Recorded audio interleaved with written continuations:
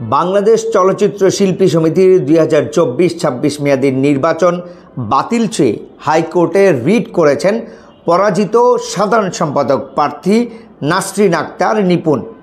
রিটে মিশা ডিপজলের নেতৃত্বাধীন কমিটির দায়িত্ব পালনে নিষেধাজ্ঞা চাওয়া হয়েছে। নির্বাচনে অনিয়ম ও কারচুপির অভিযোগ এনে এই ঘটনা তদন্তে কমিটি গঠনের নির্দেশনা চাওয়া হয়েছে নিপুণের এই রিটে। পাশাপাশি নতুন করে নির্বাচনের তফসিল ঘোষণার নির্দেশনাও চাওয়া হয়েছে।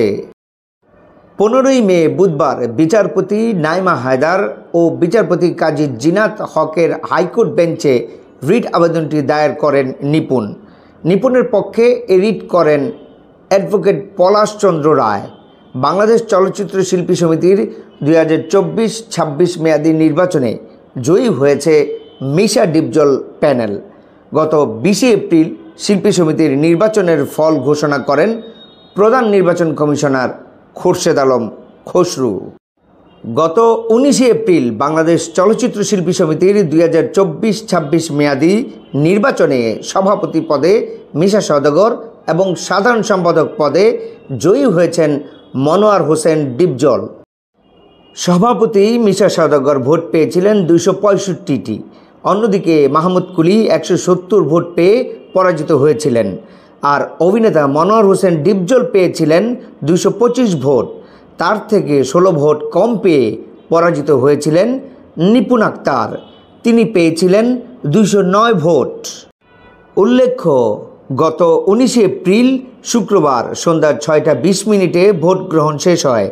এর আগে ব্যাপক নিরাপত্তার মধ্যে সকাল 9:30টায় এফডিসির শিল্পী সমিতির কার্যালয়ে ভোট গ্রহণ শুরু হয়। নির্বাচন কমিশন সূত্রে জানা গেছে 570 ভোটের মধ্যে ভোট পড়েছে 475টি। এবার প্রধান নির্বাচন কমিশনার হিসেবে দায়িত্ব পালন করেছেন প্রযোজক খোরশেদ আলম খসরু। কেন 1 মাস পর নিপুণ হাইকোর্টে রিট করলেন পুনরায় নির্বাচন চেয়ে? কী এমন ঘটেছে? ফলাফল মেনে নিয়েও অনিয়মের অভিযোগ কেন করছেন তিনি? এত সব প্রশ্নের সমাধান কি হতে পারে জানাতে পারেন কমেন্টে। নুরুল ইসলাম খান, চেঞ্জ টিভি.live।